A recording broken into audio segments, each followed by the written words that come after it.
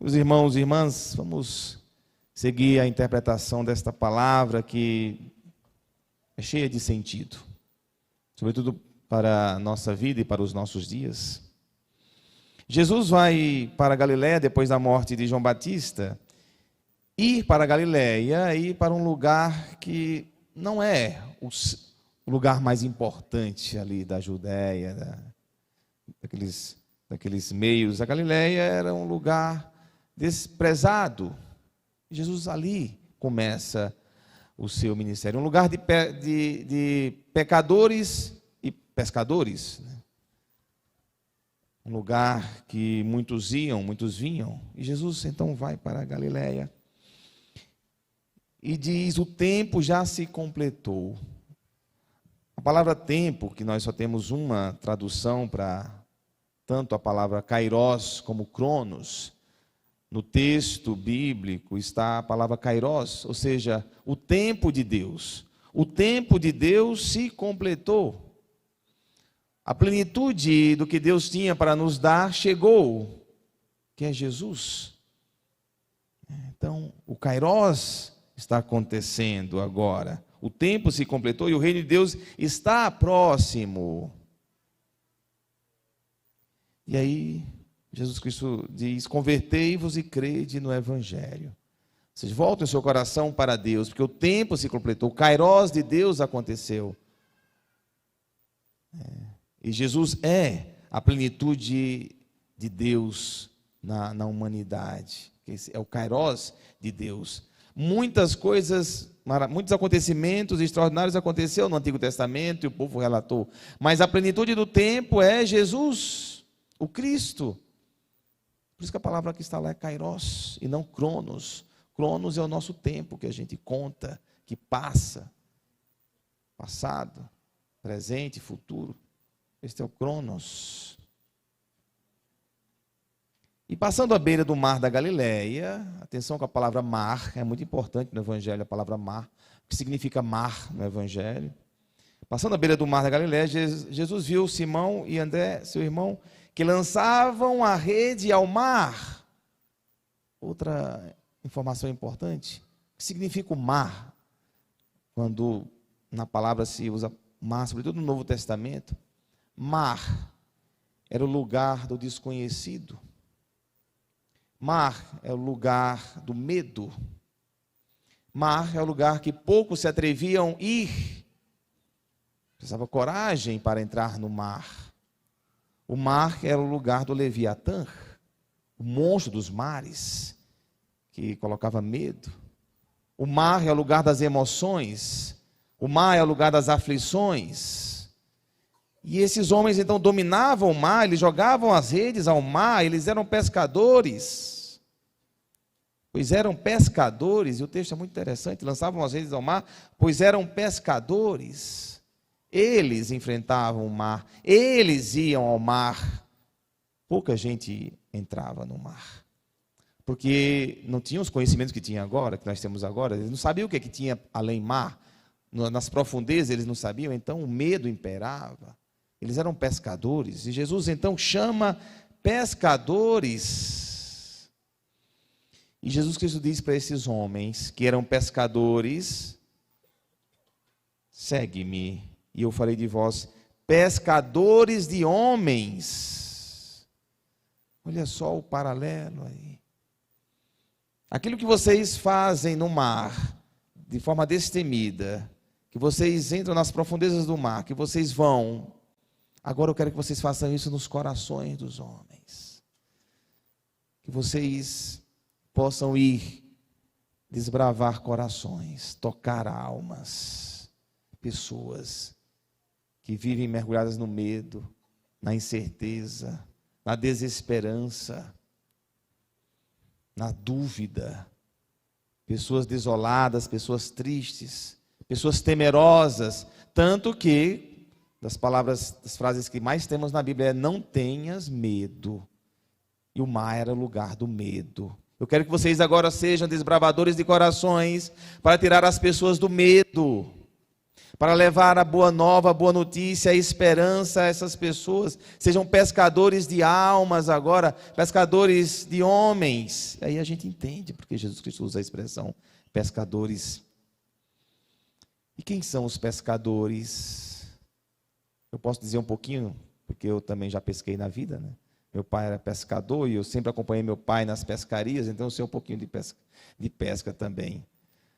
Pescador, antes de tudo, é alguém paciente, porque o peixe não vem assim fácil, não, demora um pouco, você tem que ter paciência para suportar o tempo do peixe, esperar o tempo dele, e tem dia que a gente não pescava nada, e mesmo assim você ainda volta no outro dia, mesmo não tendo pescado nada, você ainda volta lá.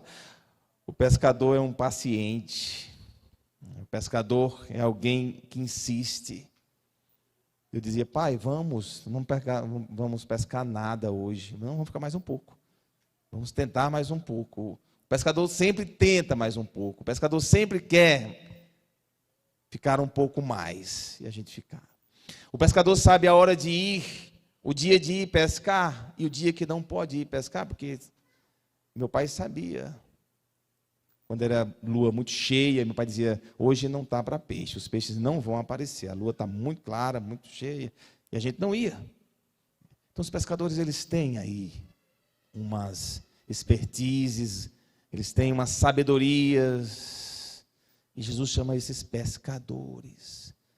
Às vezes a gente diz, mas Jesus chamou homens simples, homens da Galileia, homens rudes.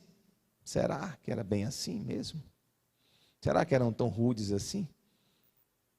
Ou eram homens corajosos, pacientes, desbravadores, destemidos, insistentes?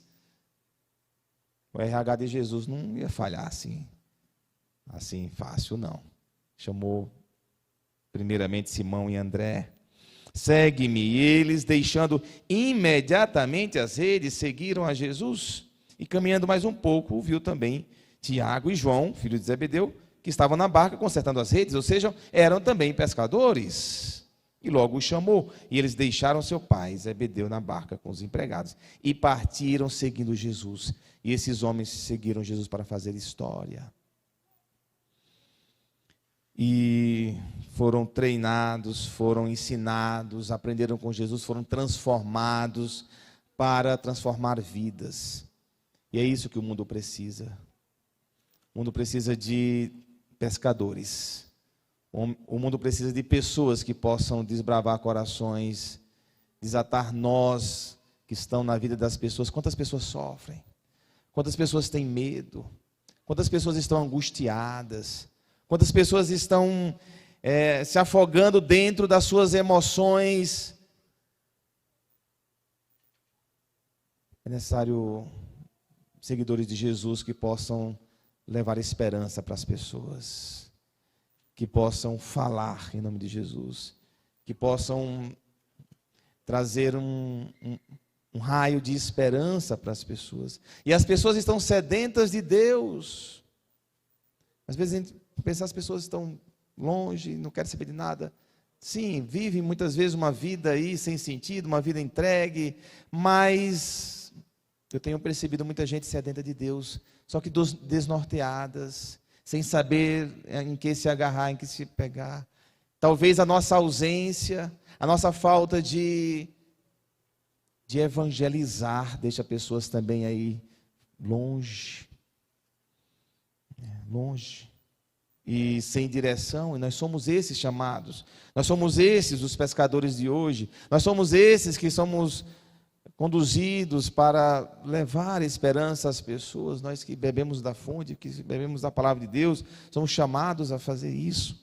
Como nós vimos também na primeira leitura, onde Jonas foi enviado a uma cidade de Nínive. Nínive estava para ser destruída, o povo vivia lá numa total distância de Deus, e Nínive, para o povo de Israel, era uma cidade inimiga.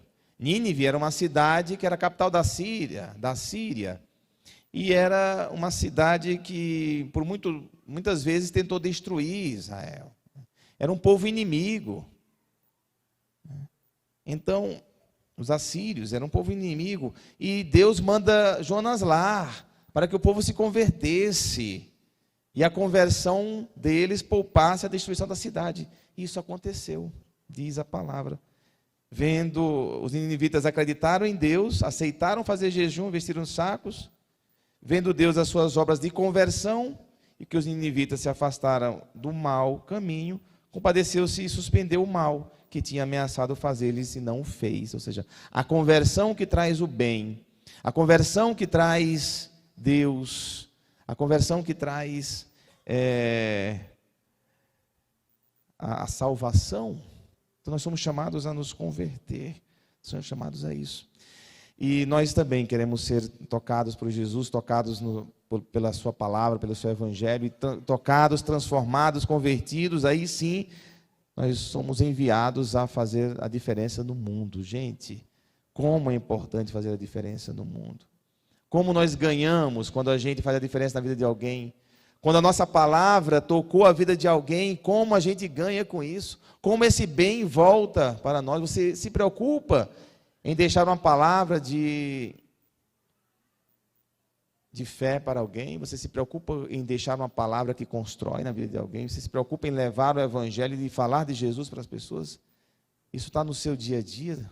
É necessário a gente pensar dessa maneira, naquilo que a gente faz e fala, e assim a gente vai construindo esse mundo mais aberto a Deus, que as pessoas estão sedentas de Deus.